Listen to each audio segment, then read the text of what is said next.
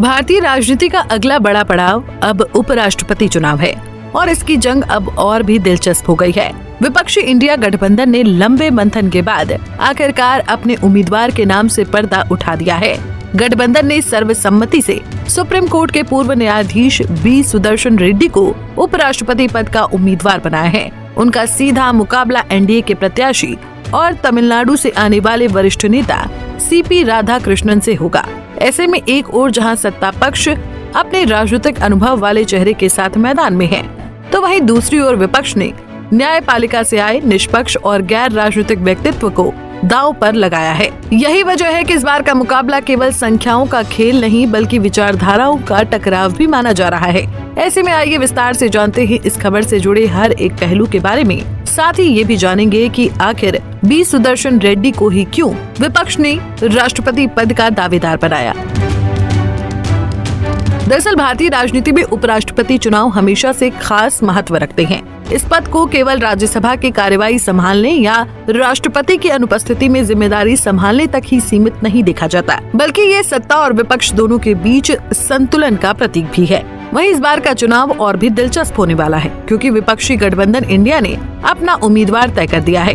गठबंधन ने सर्वसम्मति से सुप्रीम कोर्ट के पूर्व न्यायाधीश बी सुदर्शन रेड्डी के नाम की घोषणा की है, जहां अब उनका सीधा मुकाबला सत्ताधारी एनडीए गठबंधन के उम्मीदवार सीपी राधाकृष्णन से होगा। आपको बता दें कि कांग्रेस अध्यक्ष मल्लिकार्जुन खड़गे के आवास पर 19 अगस्त को हुई अहम बैठक में विपक्षी पार्टियों ने उपराष्ट्रपति चुनाव को लेकर विचार विमर्श किया। लंबे मंथन के बाद सभी दल इस बात पर सहमत हुए कि चुनाव में एक गैर राजनीतिक, साफ सुथरी छवि और दक्षिण भारत से ताल्लुक रखने वाले उम्मीदवार को उतारा जाना चाहिए। ऐसे में इस पर नाम सामने आया बी सुदर्शन रेड्डी का।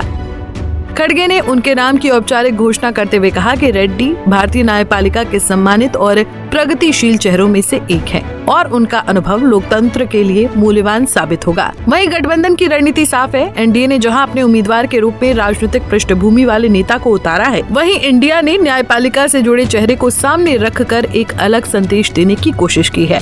विपक्षी दलों का कहना है कि जब सत्ता पक्ष संघ से जुड़े व्यक्ति को उम्मीदवार बनाता है तो उनकी ओर से ऐसा नाम सामने आना चाहिए जो संविधान, न्याय और निष्पक्षता का प्रतिनिधित्व करे। यही वजह है कि सुप्रीम कोर्ट के पूर्व जज को चुनाव मैदान में उतारा गया। इसके अलावा रेड्डी के कार्यकाल के दौरान कई महत्वपूर्ण फैसले आए हैं, जिनसे ये स्पष्ट होता है कि वो सामाजिक और आर्थिक न्याय के प्रबल पक्षधर थे।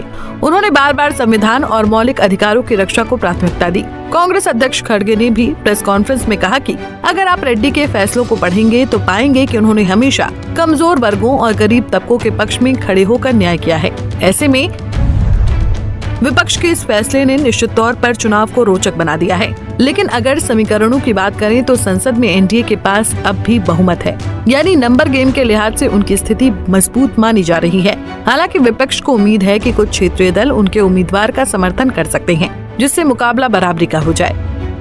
बहरहाल बी सुदर्शन रेड्डी का नाम सामने आने के बाद उपराष्ट्रपति चुनाव की सूरत बदल गई है, जहां अब ये केवल सत्ता और विपक्ष के बीच मुकाबला नहीं बल्कि दो अलग अलग विचारधाराओं का टकराव है।